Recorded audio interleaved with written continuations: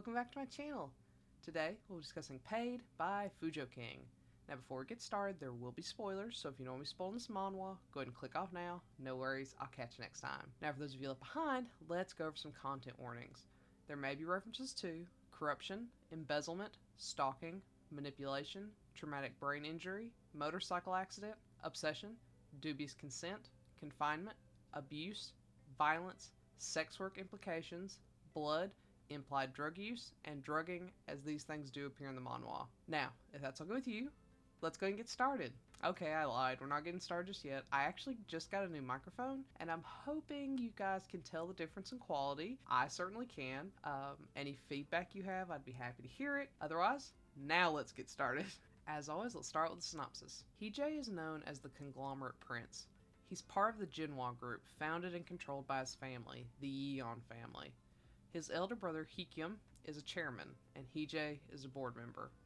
For most people in Heejae's position, this would afford him all manner of luxuries. However, while he does have the title and the money, he isn't nearly as well off as one would assume he should be as a person of his standing, living in a studio apartment and being left out of most significant decisions regarding the company. But Heejae doesn't care all that much, just happy to live his life the way he wants. Well, as much as he can under his brother's thumb, that is. Unfortunately, Heejae isn't the brightest bulb in the box, and when his closest friend and secretary Haiju mentions a chance to get back at Heekyum by embezzling 1 million won, Heejae is more than happy to go along with it. Unfortunately, they don't consider the bag with their contract and ledger, all with the evidence of their embezzlement inside, accidentally getting swapped with someone else's on public transportation. Thankfully, the bag was taken by a regular guy, Taekyung, who would probably have no idea what he had. Paranoid and desperate to keep himself safe, Heejae decides to tail Taekyung, but when he's inevitably caught, his only excuse is that he's attracted to Taekyung. Thankfully, Taekyung is happy to go along with Heejae's whims, and to keep Taekyung close, Heejae asks him to move in with him. With Taekyung agreeing, Heejae assumes everything is in his control.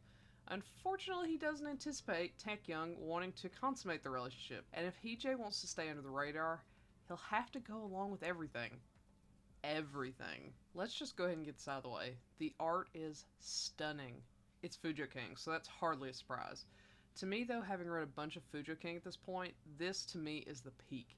It's stunning beyond belief, and I think part of it has to do with the story, but we'll get into that. The style is gorgeous, and every character is stunning. Heejae is angelic and ditzy, Taekyung is confident daddy material, Juwon, or Dumpling, if you've read it, you'll get that reference, is hilarious and attractive, and Haiju is an angry, sad bean.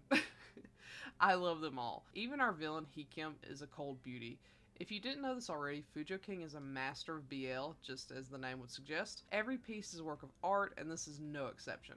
Also, before we get too serious to mention it, the smut is genuinely top tier. It's worth a read just for that alone. In true Fujoking fashion, we have a ditzy bottom in Heejae. Usually that sets up for a fun romp with tons of comedy and smut, and while that is still present here, the ditzy bottom trope is actually much deeper in this case than you would think. Heejae wasn't originally so ditzy and, quote, dumb, but was actually a genius until a traumatic brain injury in a car accident took both his memory and what made him unique.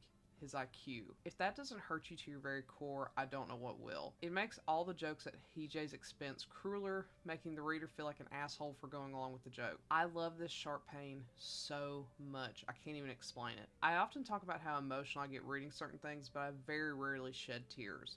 This one, I do. Every single time I've read it, I cry because it's such a cruel set of circumstances that you can't help but laugh and cry. I love it, and I hope I can write something as painfully poignant as this one. As if that wasn't cruel enough, due to Heejae's memory loss, he doesn't remember Taekyung. Meanwhile, Heejae is all Taekyung has thought about for years because Heejae was his first and only love. But due to the accident, Heejae never showed up when they were supposed to run away together, and Heekyum, Heejae's brother, hid him away from the world and made the excuse that Heejae was abroad. So to Taekyung, Heejae just abandoned him.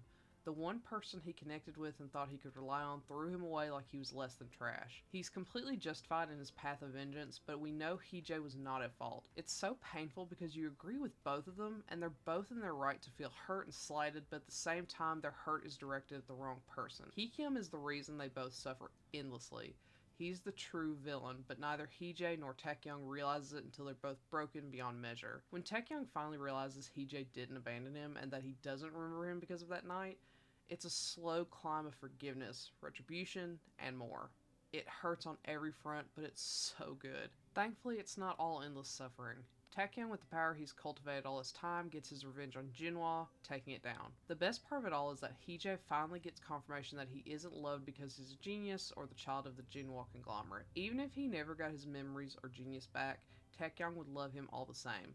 That's all Heejay ever wanted, to be loved for who he is and not for what he used to be. His brother abandoned him because he lost his genius. Haiju always looked at him as someone to be pitied because of what he lost and has such immense guilt that the relationship could hardly be called friendship since Haiju feels such obligation toward Heejay. And everyone else only ever saw him as the quote conglomerate prince. Taekyung didn't care about any of that though. He loved Heejay because he was Heejay, which was all Heejay ever wanted. It's bittersweet because they're both still so hurt from things they had no control over, but they have each other in the end, and that's all that matters. With all that being said, I could go on for years about how much I love this story. It's caused me so much pain and anguish, and I loved every second of it. This review doesn't do it any justice, and I implore you to give it a go. If you liked My Way With You or Crash Into Me, both of which I will do my best to remember to annotate in the upper right hand corner. Come on, Eve, you can do this, remember? They're both very painful in their own ways. I have no doubt you'll love this one, if not more. To say this is a favorite would be putting it mildly. This has altered me forever, and I can't thank the creator enough for it. If you don't read this, I think you'll miss out on one of the most beautiful stories in BL. Highly recommended. So, have you read Paid? If so, what do you think? Do you agree with my assessment? Do you not? Let me know and comment below. Otherwise, I'll catch you next time. Bye!